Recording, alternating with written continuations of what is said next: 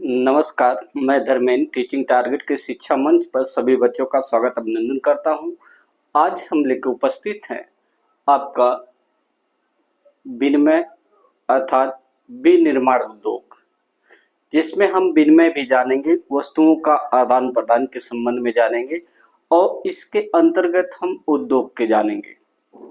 मतलब और इसके अंतर्गत जो विशेष चीजें हैं जिसमें हम प्राथमिक क्रिया किसे कहते हैं, द्वितीयक क्रिया किसे कहते हैं, तृतीयक क्रिया किसे कहते हैं और चतुर्थ क्रिया में क्या क्या शामिल किया जाता है, क्या क्या चीजें इसमें अध्ययन की जाती है। ये सभी परीक्षाओं के लिए है, ये नहीं कि ये केवल हाई स्कूल के बच्चों के लिए है। ये सारी जितनी भी परीक्षाएं आपकी हैं, आपका देखा जाए एसएससी हो गया और फिर टीजीटी पीजीटी हो गया, ये सारी में क्या होते हैं, एक दो प्रश्न यहाँ से आते हैं। तो वो सभी लोगों के लिए ही बहुत महत्वपूर्ण है। इसे ये नहीं हाई स्कूल के ही मान के अध्ययन करें, ये किसी के बीच आप अध्ययन कर सकते हैं, समझ सकते हैं। तो इसमें आप पहले हम जानने का प्रयास करते हैं जो आप बेसिक चीज के रूप में है, कहते हैं विनिर्माण उद्योग, या जिसको कहते हैं मैन्युफैक्चरिंग इंडस्ट्रीज। तो मैन्युफैक्चरिंग मतलब होता है कि जो वस्तुओं का निर्माण करना, वस्तुओं को बनाने का कार्य करना। जैसे अगर कोई कहे इंडस्ट्री क्या होता, उद्योग किसे कहते, औद्योगिक क्या होता है, तो आप कहें किसी विशेष क्षेत्र में या कह लें किसी विशेष क्षेत्र में सामान बनाना और वस्तुएं क्या करना, वस्तुएं की सेवा प्रदान करना। मतलब क्या आप ये कह लें कि सामान बनाना और क्या सेवाएं प्रदान करना। जिस क्षेत्र में क्या करेंगे, हम क्या करेंगे, वस्तु का निर्माण करेंगे और वहां पर क्या करेंगे, सेवाएं प्रदान करते हैं, वही क्षेत्र क्या कहलाता है, आपका उद्योग कहलाता है। अभी प्रश्न बनता है कि ये आपका कि विनिर्माण क्या होता है। मतलब ये कह लें कि जो कच्चा माल होता है, जो आप उससे क्या करते हैं, कच्चे माल को क्या करते हैं, मूल्यवान बनाने के लिए, ठीक है, कच्चे माल को मूल्यवान उत्पादन में परिवर्तित करके एक विशेष क्या करना, वस्तुओं का क्या करना, उत्पादन करना ही क्या कहलाता है, आपका विनिर्माण कहलाता है। तो ये जानने का प्रयास किया जा रहा है जिसके अंतर्गत हम क्या कच्चे माल को मूल्यवान उत्पाद में परिवर्तित कर कर अधिक मात्रा में वस्तुओं का उत्पादन करना ही क्या कहलाता है, विनिर्माण कहलाता है। तो अब ये प्रश्न बनता है कि विनिर्माण क्या होता है। कहते विनिर्माण माने जो दोबारा क्या एक नया तरीके से किसी वस्तु को क्या करना, मैन्युफैक्चरिंग करना। एक पुरानी वस्तु हो जो क्या कह ले कि क्या कच्चे के रूप में उत्पादन की गई हो। जैसे मान लें आपका पेट्रोल हो गया जो खुदाई करके या कुछ खानों के द्वारा निकाला जाता है, या कोयला ही मान लें, तो उसका मैन्युफैक्चरिंग करके उससे क्या करना, परिवर्तित करके हम क्या करते हैं, उसको उपयोग में लाते हैं। तो उसी क्रिया को विनिर्माण उद्योग कहा जाता है। जैसे घर बनाना, ठीक है, घर बनाना, सड़क बनाना, ये सभी विनिर्माण उद्योग के अंतर्गत आते हैं। ये द्वितीय अर्थात कह ले इसे द्वितीय क्रिया के अंतर्गत इसका अध्ययन किया जाता है। तो आपका देखिएगा इसके अंतर्गत कुछ चीजें जानते हैं जो प्रयास किया जा रहा है। प्राथमिक क्रिया किसे कहते हैं, जैसे पशुपालन हो गया, कृषि कार्य हो गया, अखेट करना, ये सारी चीजें जो होती है। जैसे आपका देखिएगा एक चीज आती है, जैसे पशुपालन हो गया, कृषि करना, ये सभी क्रियाएं क्या कहती हैं, प्राथमिक क्रिया का अंतर्गत इसका अध्ययन किया जाता है। सपोज देखते हैं जिसे हम प्राइमरी ऑफ एक्टिविटी बोलते हैं। मतलब प्राइमरी ऑफ एक्टिविटी क्या करते हैं, आपकी प्राथमिक क्रियाएं क्या हैं, वो प्राथमिक क्रिया में आप कैसे कार्य करते हैं, कैसे योगदान देते हैं, इसी सभी का हम प्राथमिक क्रिया के अंतर्गत अध्ययन करते हैं। देखते हैं इसके द्वारा प्राकृतिक या भूमि से प्रत्यक्ष रूप से, जैसे मान ले प्राथमिक क्रिया में हम भूमि से क्या रहते हैं, संबंधित आते हैं, अर्थात भूमि से हम लगे रहते हैं। अब वहां से क्या करते हैं, भूमि से विभिन्न प्रकार की वस्तुओं का हम क्या करते हैं, निर्माण करते हैं। जैसे ईंट बनाना होता है, घर बनाना हो गया, सड़क बनाना, ये तो आपकी कॉमन है, ये तो आपके देखेंगे कि आपका प्राथमिक से संबंधित है ना, तो ये हमारे भूमि से ही रिलेटेड है या इसी से संबंधित है। तो ये सारी की चीज करके क्या करते हैं, या हम प्राप्त करते हैं, ये सारी चीजें प्राप्त करते हैं। इसके अंतर्गत जो प्राथमिक क्रिया होती है, इसके अंतर्गत कुछ जानने का प्रयास करते हैं जिसे हम शामिल करते हैं। जैसे वन वस्तुओं का संग्रह करना।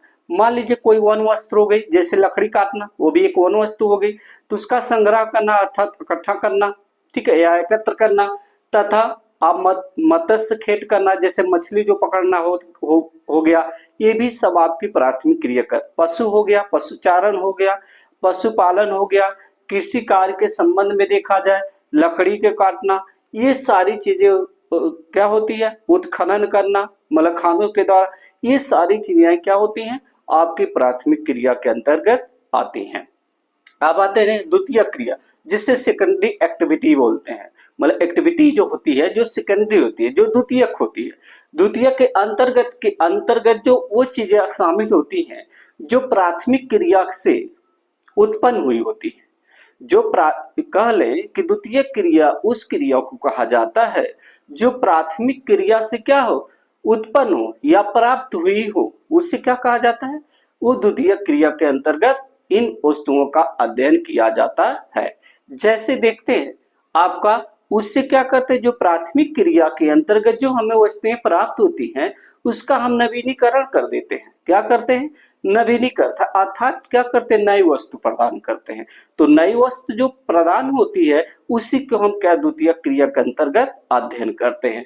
जैसे विनिर्माण उद्योग हो गया, क्या हो गया, अगर हम विनिर्माण मान क्या होता, किसी विशेष क्षेत्र में उद्योग को स्थापित कर या सामान को बनाना और क्या करना, सेवा प्रदान करना। अब प्रश्न बनता है तो सामान कहाँ बनेगा, तो सामान कहाँ बनेगा, जहां उद्योग रहेगा, इंडस्ट्री रहेगी, वहीं पर विभिन्न प्रकार के आप क्या बनाएंगे, जो है सामान बनाएंगे, अर्थात विनिर्माण करेंगे। और निर्माण कार्य या गृह कार्य या क्या करेंगे, आपका सड़क निर्माण, ये सभी क्रियाएं क्या होती हैं, द्वितीयक के अंतर्गत आती हैं।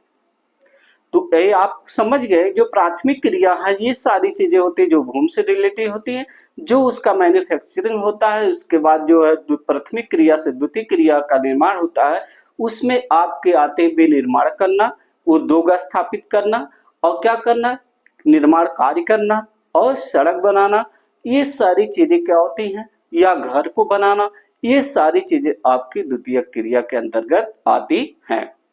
अब आते हैं तृतीय के अंतर्गत, जो एक सीमित क्षेत्र में होती है। कहते द्वितीय क्रिया उस क्रिया को कहा जाता है या इन क्रियाओं को शामिल किया जाता है जो आप क्या हो, एक सीमित क्षेत्र में हो, एक सीमित क्षेत्र के रूप में कार्य किया जाता है।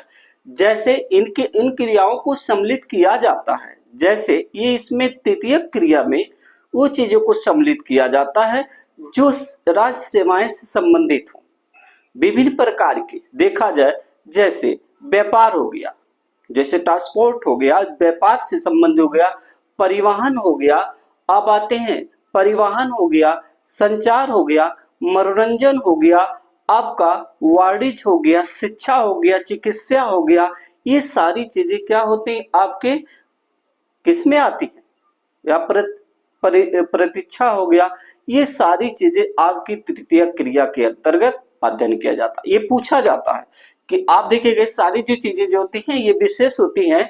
अब आपसे पूछा जाता है कि तृतीय क्रिया के अंतर्गत वो कौन सी चीजें सम्मिलित होती हैं, उदाहरण में दे दिया तो आप इसी में से 4 ऑप्शन बना दिया, तो चारों में से आप दे दिया, एक पशुचारण हो गया, पशुपालन हो गया, एक आप व्यापार दे दिया, एक चतुर्थ क्रिया में से कोई उठा के दे दिया, प्रौद्योगिकी दे दिया, विज्ञान दे दिया, तो इसमें से पूछ दिया कि तृतीय क्रिया किसे कहते हैं। तो अगर आप देखते हैं तो आप व्यापार हो गया, परिवहन, ये सभी आप चीजें क्या आती हैं, तृतीय क्रिया कहता, तो इससे क्या कहते हैं, तृतीय क्रियाओं के बीच इसे सम्मिलित किया जाता है। जैसे देख लिए, जैसे व्यापार हो गया, परिवहन हो गया, संचार हो गया, नियोजन हो गया, वाणिज्य जो हम कृषि करते हैं वो कृषि इसमें भी शामिल हो जाती है, वाणिज्य में।